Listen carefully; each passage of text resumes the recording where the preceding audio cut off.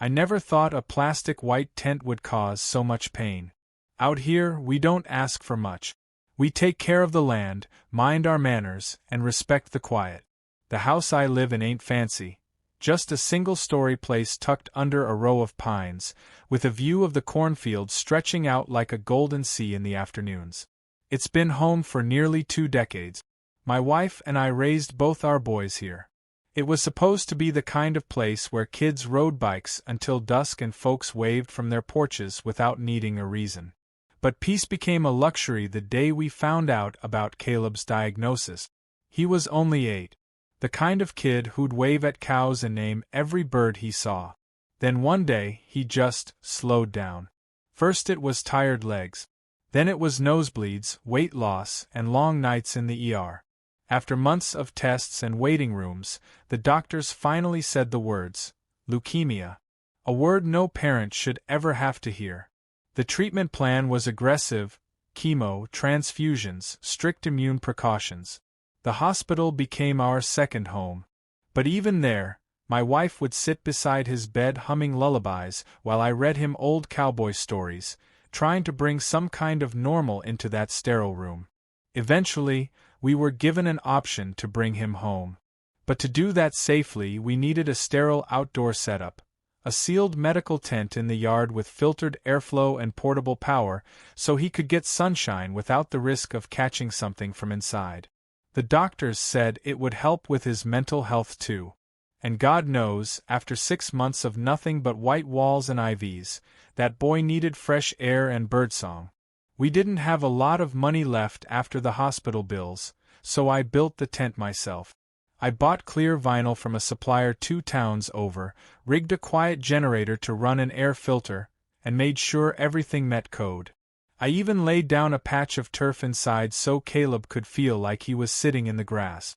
It wasn't pretty, but it was safe, clean, and for the first time in a while, Caleb smiled. For 2 blessed weeks, we had peace again. He'd lie in the tent watching the clouds drift by, drawing little cartoons in a sketchbook the nurse gave him. My wife would read by his side while I grilled dinner and watched them from the kitchen window. It was the closest we'd felt to normal in a year. And then Karen showed up. She's the HOA vice president. Lives 3 houses down in a place that looks more like a showroom than a home. The kind of woman who trims her hedges with a level and paints her mailbox every spring. I'd barely spoken more than a morning to her in 10 years. That morning, I was watering the shrubs by the fence when I heard her heels clicking up the driveway. She didn't greet me. Didn't smile. Just stood there with her clipboard and those cold little eyes scanning the yard like it was a crime scene. This is in violation of Article 6.2, unsightly temporary structures on visible property lines. I wiped the sweat from my brow, still trying to be polite. Ma'am, that's not a shed or a playhouse. It's a medical tent. My son's in there. She narrowed her eyes at me like I'd told her I was hiding nuclear waste. It's affecting property values. I looked over at the tent. The flap was half-zipped, and I could see Caleb's little hand drawing in his sketchpad. His 4-bag hung next to him. His breathing was quiet but steady. Would it kill you to show a little compassion? I asked, my voice tight. Karen pursed her lips like she'd tasted something sour. It's not personal. It's policy. That was the first day I felt true rage in my bones. Not the kind that makes you yell, but the kind that settles behind your eyes and makes you see the world different. She didn't care about my boy. She cared about her lawn being the same shade of green as the next one. Still, I thought maybe, just maybe, it was a misunderstanding. I sent the HOA a full explanation, attached the doctor's letters, and even offered to build a fence around the tent so it wouldn't be visible from the street. A week later, I got a notice in the mail, $1,200 fine. Reason: unauthorized structure, visual disturbance. I felt like the ground had dropped out beneath me. But I kept calm. Because my boy needed me calm. I didn't tell Caleb about the letter. I just made sure he got his medicine on time and watched him draw superheroes on the vinyl walls like none of it mattered. That night, My wife sat beside me on the porch with her hand in mine, silent. She's a strong woman. Been through more than most. But when she cried, I didn't say a word. I just held her tighter. Before moving further in the story, I want to say this. If you've ever had to fight for someone you love, especially a child, please consider subscribing. Not just to hear what happens next, but because sometimes stories like this can make people feel a little less alone. Because things didn't end with that letter. In fact, they were just getting started. The day she said it to my face was the day I knew I'd never see her the same again. It was a Thursday, late spring. One of those warm afternoons where the air smells like cut grass and the breeze is soft enough to make wind chimes whisper. I was sitting outside Caleb's tent, sanding down a rough plank for the small table he used to eat on. He'd been having trouble keeping food down, but he still liked to sip broth outside under the tent roof, where he could watch the cardinals land on the feeder. My wife was inside tending to his meds. Caleb was napping, wrapped up in the blue blanket his grandmother had made him before she passed. For a moment, just one, it felt like we were holding on to something close to normal. Then came the click-clack of Karen's ridiculous kitten heels on my driveway again. I didn't look up at first. Just kept sanding. Figured maybe, just maybe, she'd grown a conscience. Maybe she was coming to apologize. To say she didn't understand before. To offer a damn casserole or even just a kind word. But no. She stopped at the edge of the tent and stared in through the plastic window like she was inspecting a dead animal. "You know this really can't stay here," she said. My hand froze mid-stroke on the wood. I stood up slowly, wiped my hands on the rag in my pocket. "He's sleeping," I said. "Could you lower your voice?" Karen didn't lower her voice. If anything, she made it louder. "I've spoken with the board. And frankly, this whole setup is, well, it's an eyesore. I mean, I know you're going through something, but the rest of us shouldn't have to look at it every time we drive past." The word hit harder than I thought it would. Eyesore. I looked through the vinyl at my son, who had no hair left from the chemo, his tiny chest rising and falling beneath his blanket. And then I looked at Karen. Her manicured nails. Her stiff smile. Her sunglasses that cost more than our monthly food bill. An eyesore. "You see that little boy in there?" I asked, keeping my voice as steady as I could. "That's my son. That tent is keeping him alive. That tent is the only way he gets to see the sky. So if it hurts your eyes so much to look at it, maybe don't." Karen let out a scoffing laugh like I was some unruly employee talking back to her in a boardroom. "I understand you're emotional, but this is about the neighborhood, not just your personal problems. We all have to make sacrifices for the good of the community." I had to stop myself from laughing right then. Sacrifices? What had she sacrificed? A symmetrical view from her dining room window? "Karen," I said, "with all due respect, my son's not a personal problem. He's a human being. And if your idea of community doesn't include compassion for a sick child, then maybe you're the problem." That did it. Her face tightened like a drum.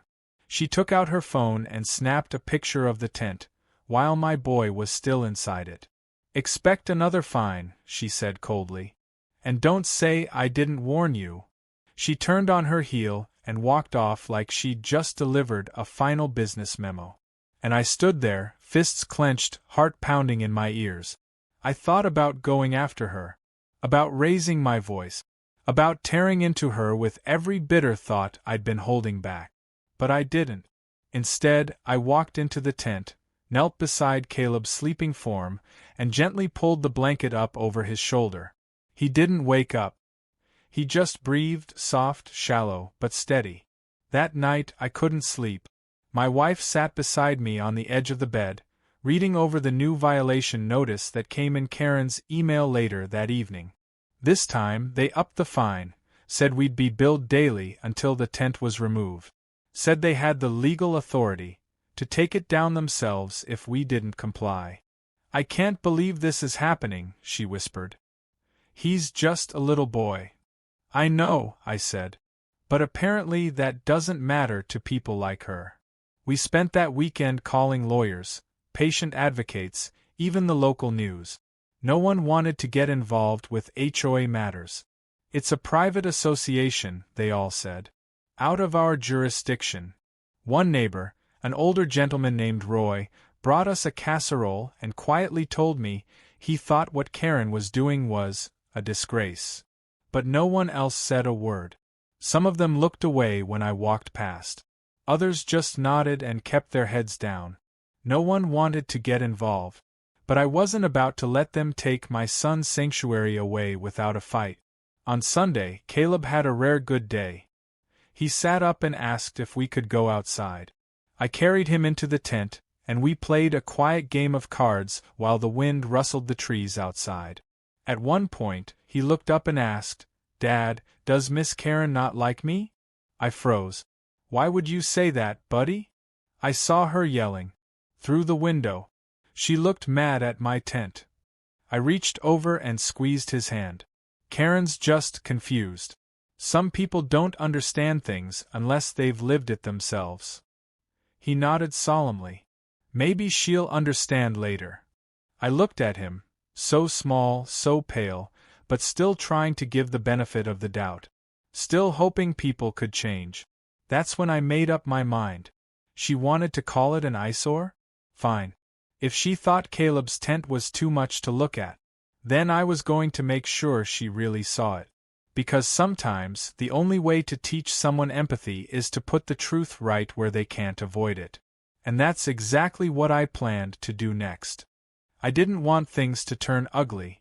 Despite everything, despite the fines, the threats, the heartless words, I still believed there had to be some part of Karen that could be reached. Maybe she had kids once. Maybe she knew what it was like to feel helpless while someone you love is hurting. Maybe, under all the control and clipped speech and HOA rulebooks, there was still a person in there. So I decided to try one last time. That Monday morning, I left Caleb with my wife and walked 3 houses down.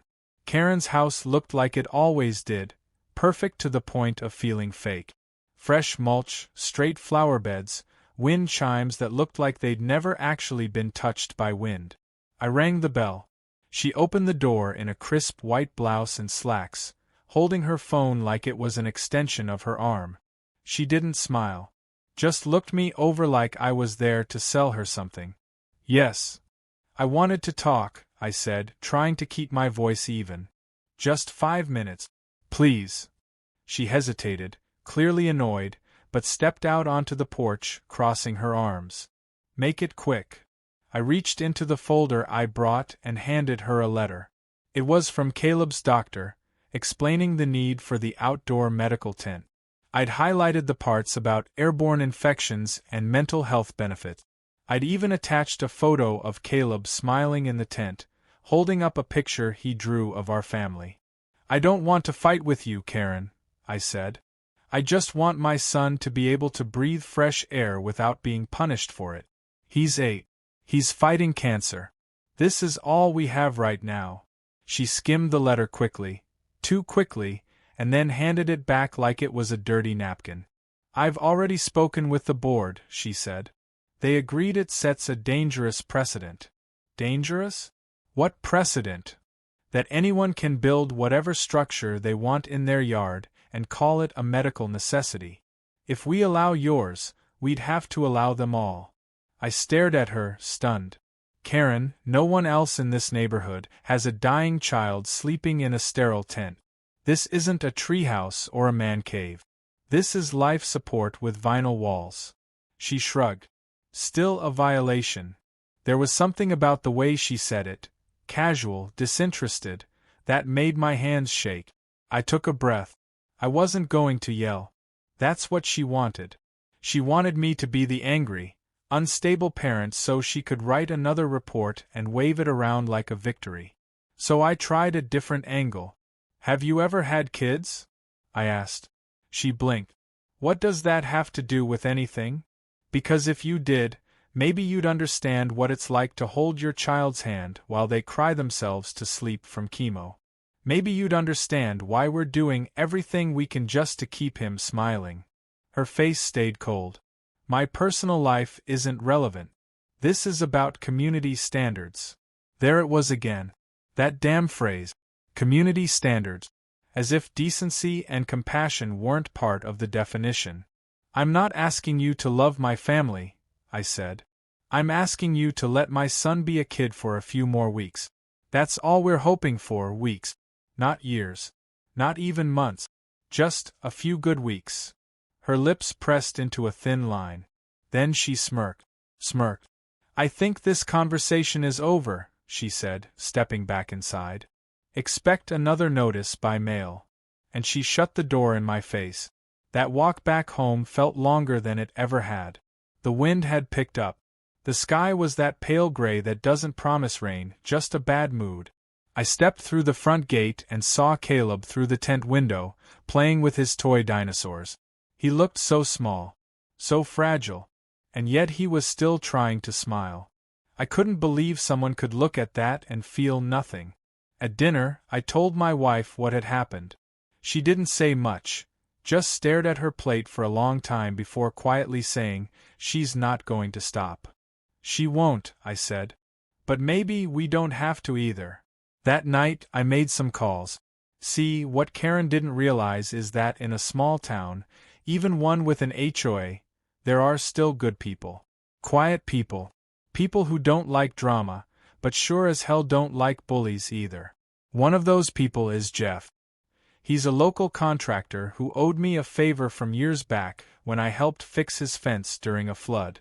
Another is Maria, a nurse who used to work with my wife before she retired early to take care of her own father. I told them what was happening. I didn't ask them to storm the HOA building or start a riot. I just asked them to help me with an idea I had. Something that wouldn't break any laws. Something that didn't need a single raised voice.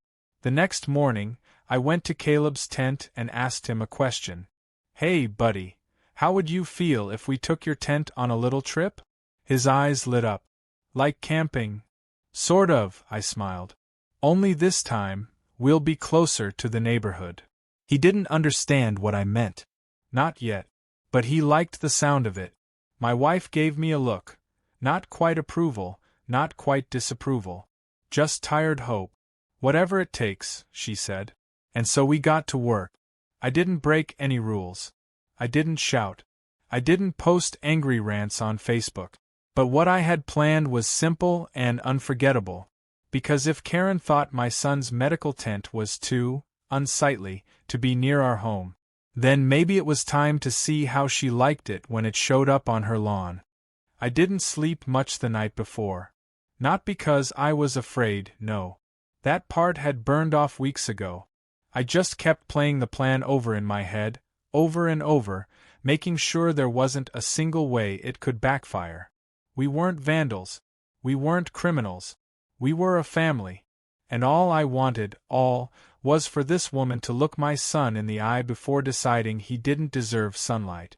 So, just after sunrise, I put on my boots, filled a thermos with coffee, and met Jeff at the curb. Jeff didn't ask questions.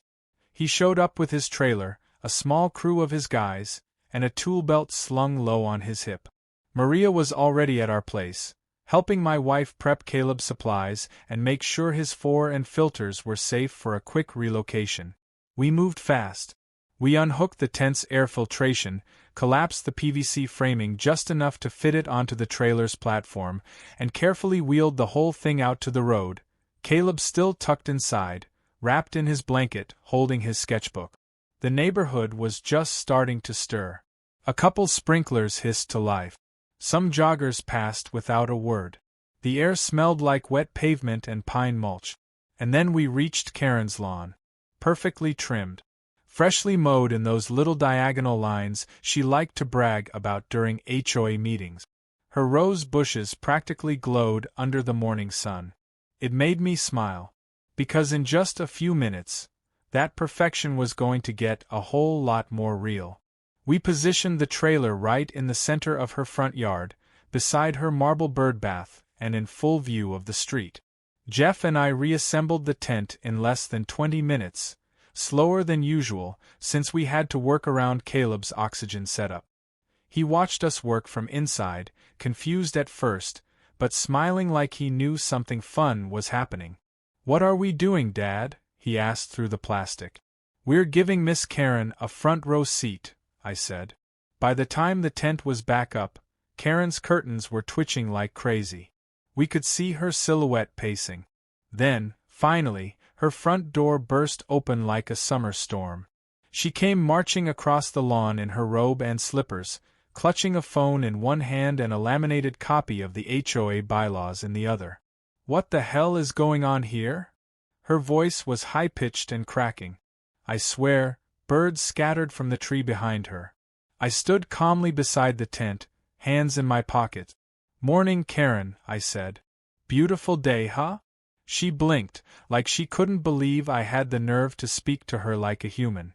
"You have exactly 10 seconds to get that thing off my property before I call the police." Jeff stepped up beside me. "Already called M," he said casually. "Told them you were threatening to remove a medical structure in use. Should be here any minute to make sure everything's legal." Karen looked like her brain short-circuited. "You can't do this," she shrieked. "You can't just move it onto my lawn. That's trespassing. That's harassment." I pulled out my own folder and handed it to her. Inside? A letter from Caleb's doctor, another from a legal consultant who confirmed this was a peaceful protest protected under state law, and a petition signed by over 24 neighbors, including Roy and even Maria, who agreed that Karen's actions were cruel and lacked basic human decency. She flipped through the papers with shaking hands.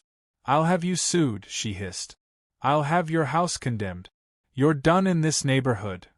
"No, Karen," I said, voice low. "You're done pretending you're the only one who matters." And then I stepped aside so she could get a good look. Through the vinyl flap, she saw Caleb.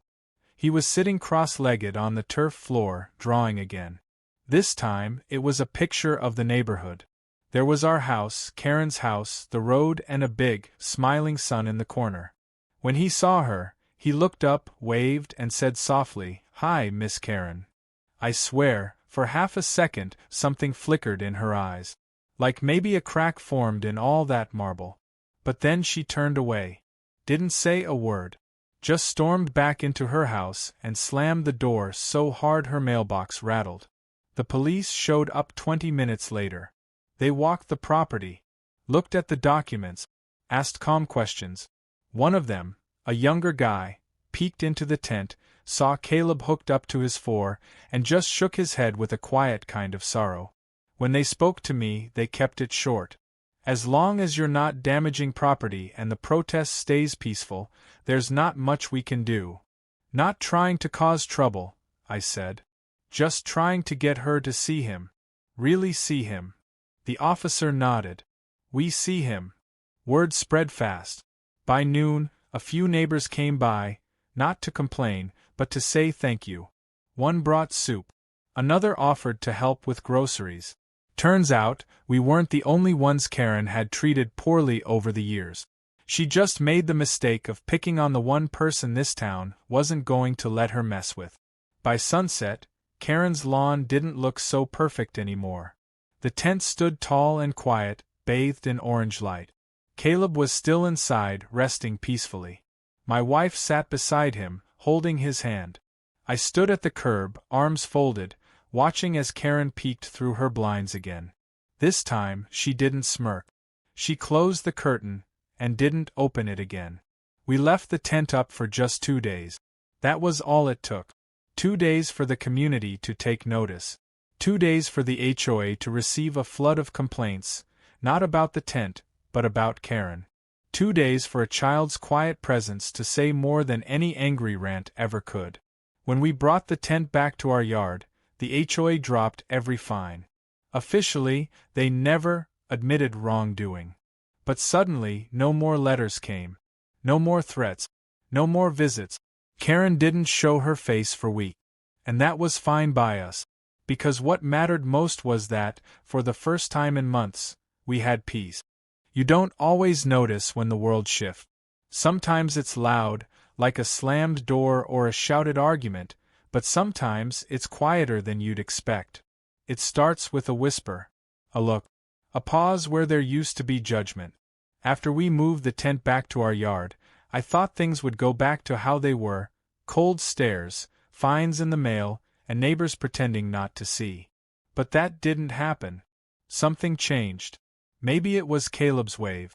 Maybe it was the way he said, "Hi, Miss Karen," so softly, so innocently, from behind the plastic wall of that medical tent. Maybe it was the fact that even after everything she did, he still smiled at her.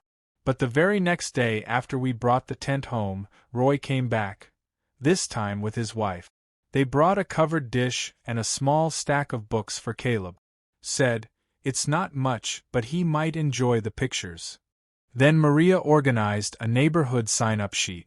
Folks could volunteer to bring meals or offer rides when we needed help. A couple people even offered to mow our lawn or run errands while we focused on Caleb. It was small stuff, maybe, but when you're drowning, small things feel like lifelines.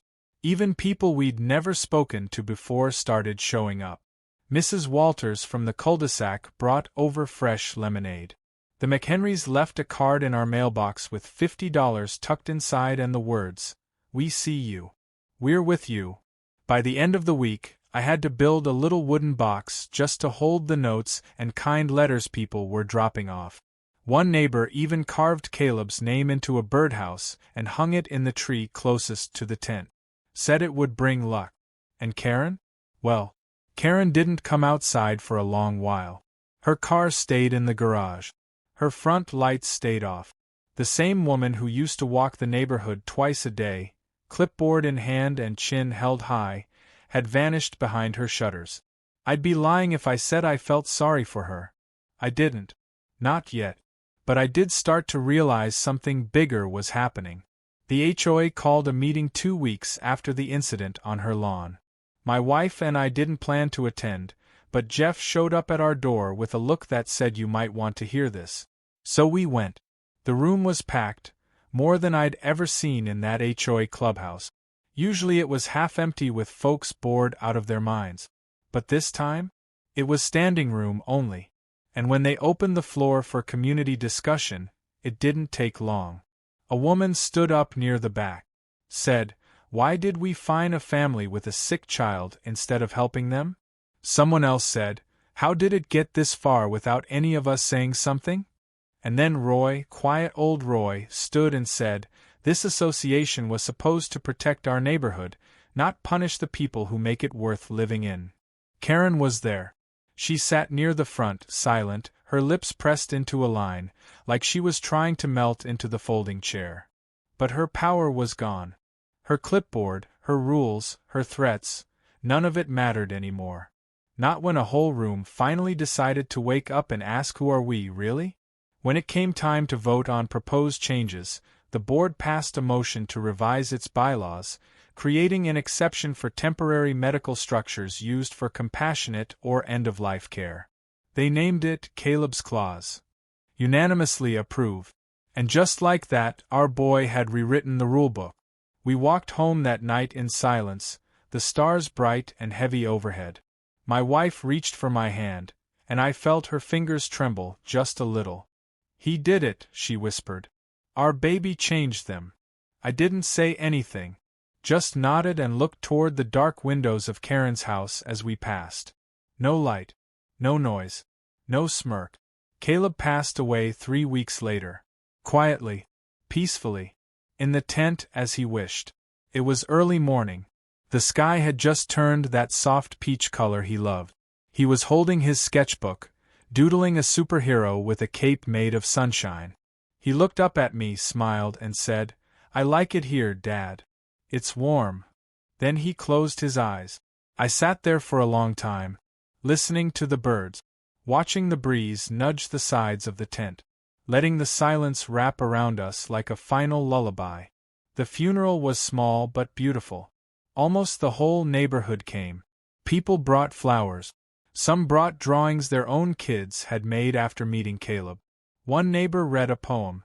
Another played the violin. And Karen? She stood in the back, clutching a single white rose. She didn't speak, didn't draw attention to herself, just stood quietly, eyes red-rimmed, the flower shaking in her hand.